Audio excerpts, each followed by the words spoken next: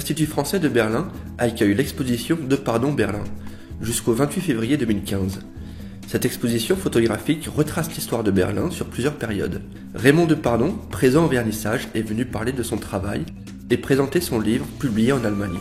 Il évoque ses anecdotes et ses souvenirs. Les premiers clichés datent de 1962. On m'a envoyé faire des inondations à Hambourg. Et puis je sais pas, comme toujours, dans cette époque, puisque tu es à Hambourg, va à Berlin, parce qu'il va y avoir Bobby Kennedy, qui était le frère de John Kennedy, bien sûr le président de la République, enfin le président des États-Unis, mais qui n'était pas très connu à l'époque. Et puis j'étais perdu, je ne parlais pas anglais, je ne parlais pas encore moins allemand. Et puis je ne sais pas pourquoi, j'ai vu secteur français. Voilà, et je me suis dit peut-être qu'il y a quelqu'un qui parle français là-bas. Et je me suis dit, j'ai pris au taxi et j'ai dû dire au taxi secteur français. Bon, vous avez pu comprendre que j'étais vraiment un français. Et je suis arrivé au fond, en haut de Bernard-Strasse. En fait, j'avais 18 ans, mais j'étais encore un gamin.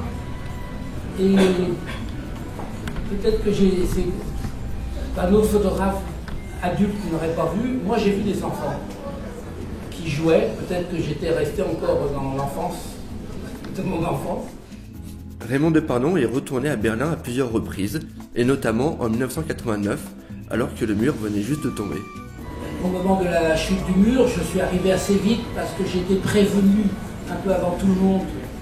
Et donc je suis arrivé très tôt, j'ai dû arriver le 10 le soir par là, et j'ai commencé à faire des photos vers le 11, ce qui est très tôt, puisque en fait ça a mis du temps. Et c'est vrai que voyant tous les photographes qui étaient tous au même endroit, je me suis dit mais c'est complètement stupide, il faut que je retourne dans les quartiers du secteur français, et c'est là-bas qu'il faut que je fasse des photos. Et j'étais peut-être qu'il y avait un ou deux photographes allemands, mais il n'y avait personne. Il n'y avait pas de télévision. Et quand les gens, le lendemain, les gens du quartier ont passé le mur, c'était vraiment un des moments les plus émouvants que j'avais vu.